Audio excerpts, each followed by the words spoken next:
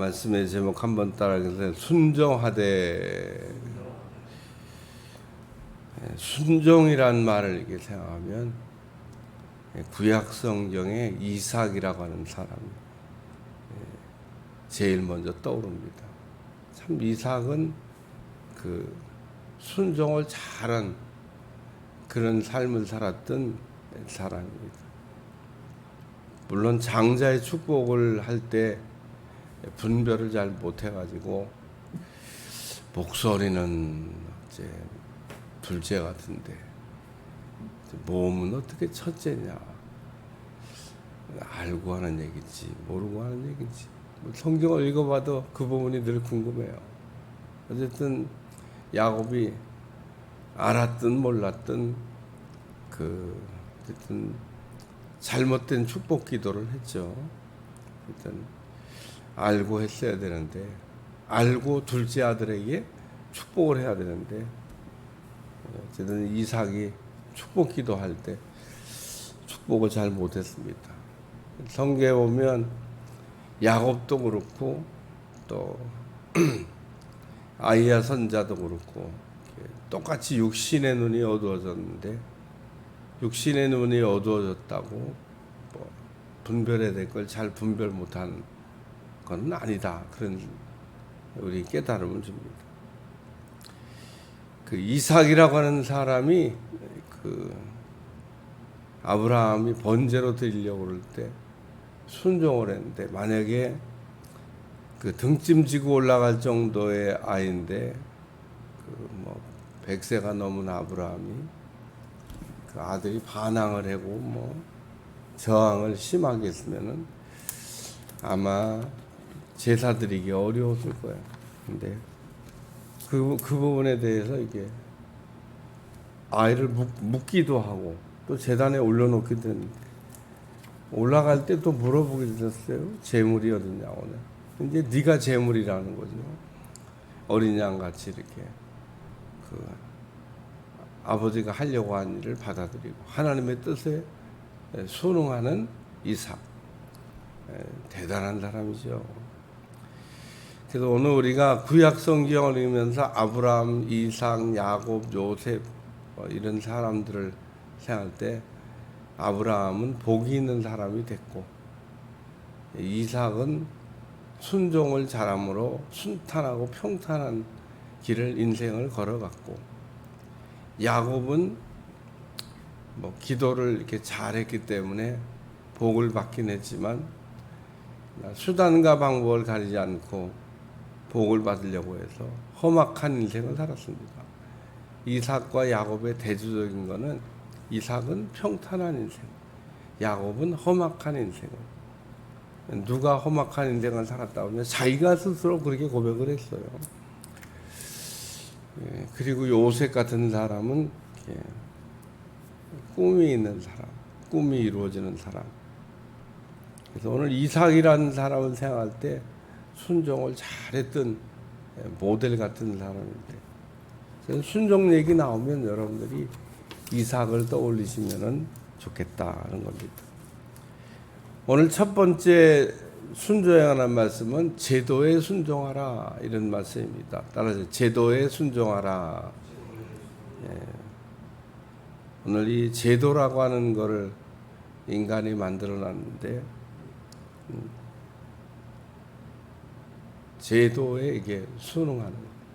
근데 조건이 하나 있어요. 우리가 그 성경의 제도에 순종하라고 돼 있지 않냐라고 하는 얘기만 하면 안 되고, 그 앞에 주를 위하여 순종하되, 제도에 순종하되 주를 위하여 제도에 순종하라.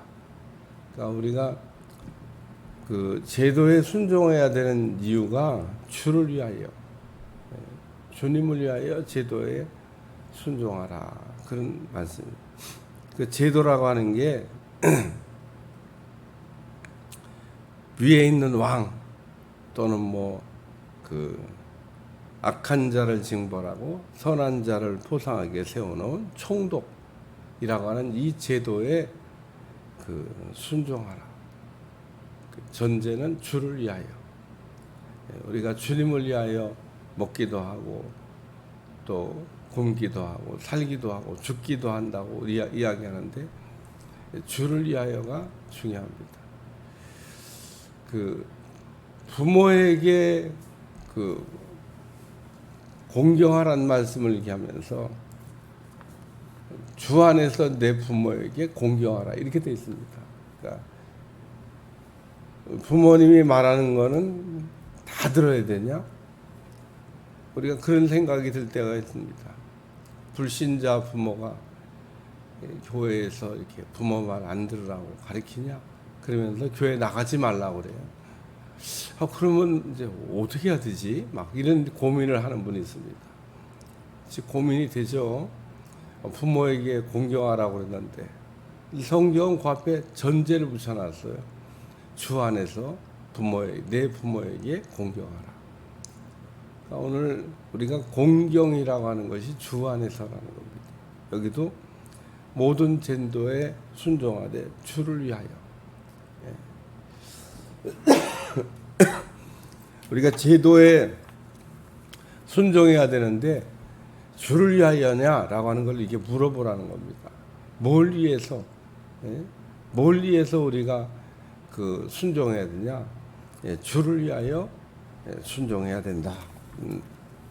그 얘기를 오늘 첫째로 들려주고 있고, 두 번째는 자유가 있으나라는 말씀이에요. 오늘 순종하기 위해서는 자유를 써야 됩니다. 자유.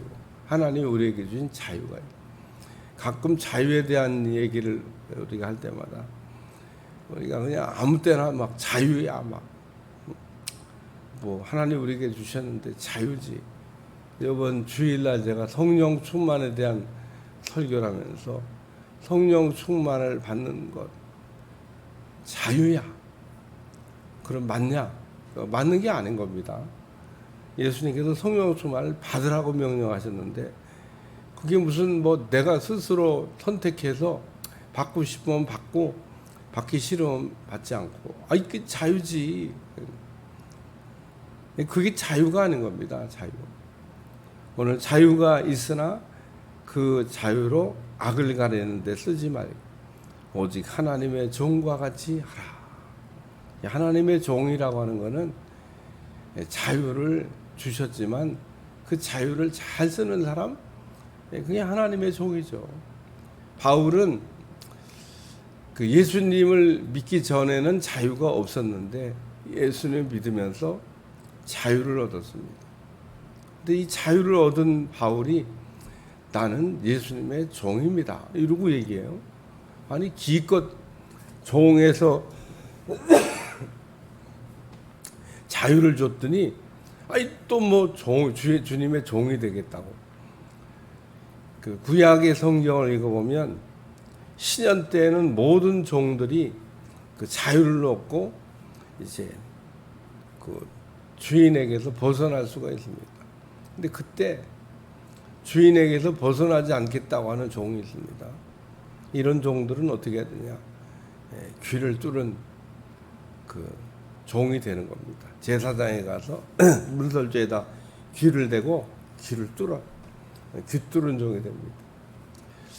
그래서 사도 바울이 자유를 얻었지만 그 스스로 누가 시켜서 억지로 예수님의 종이 되겠다고 하는 게 아니라 자기 스스로 예수님의 종이 되겠다고.